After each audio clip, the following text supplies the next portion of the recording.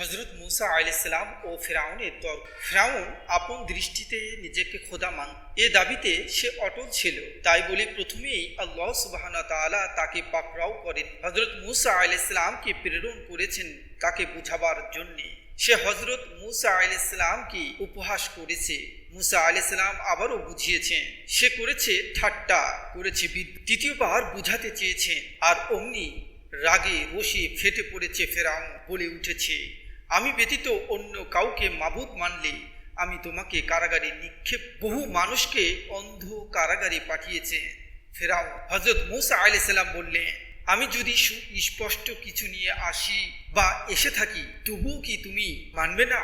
সে তো কল্পনাও করেনি মুসা আলাইহিস সালাম আবার সুস্পষ্ট কি নিয়ে আসবে। তার আনারই বা কি আছে? সে বলল, যদি তুমি সত্যবাদী হয়ে থাকো তাহলে নিয়ে আসো।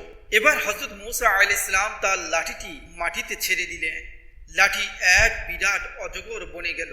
শিব হাত বগলের তলে চেপে ধরে বের করতেই জল আলোকময় হয়ে উঠল। এ ছিল ফিরআউনের জন্য হেদায়েতের পথ প্রাপ্তির উপায় উপকরণ। ফিরআউনের উচিত ছিল এই মুজিজা বা অলৌকিক কাণ্ড দর্শনে হযরত মুসা আলাইহিস সালামের আনুগত্য করা, তার কথা মেনে নেওয়া, তাকে আল্লাহ প্রেরিত নবী হিসেবে গ্রহণ করা। কিন্তু সে তা করেনি। অতঃপর মুসা আলাইহিস সালাম অজগর তুলে নিলেন এবং তা লাঠি বনে গেল। তাৎক্ষণিকভাবে ফিরআউন কিছুটা ঘাবড়ে গিয়েছিল, ভীত শঙ্কিত হয়েছিল। তারপর সে মিটিং ডাকলো, সকল সদস্যদেরকে একত্রিত করলো। ফিরআউন ও তার সভাসদরা ভাবলো, মুসা আলাইহিস সালাম তো একজন জাদুকর।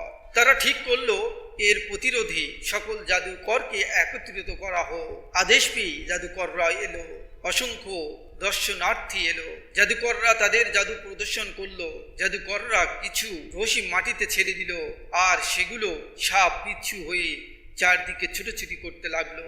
হযরত মুসা আলাইহিস সালামের লাঠি ও জাদুকরদের ঈমান আনা।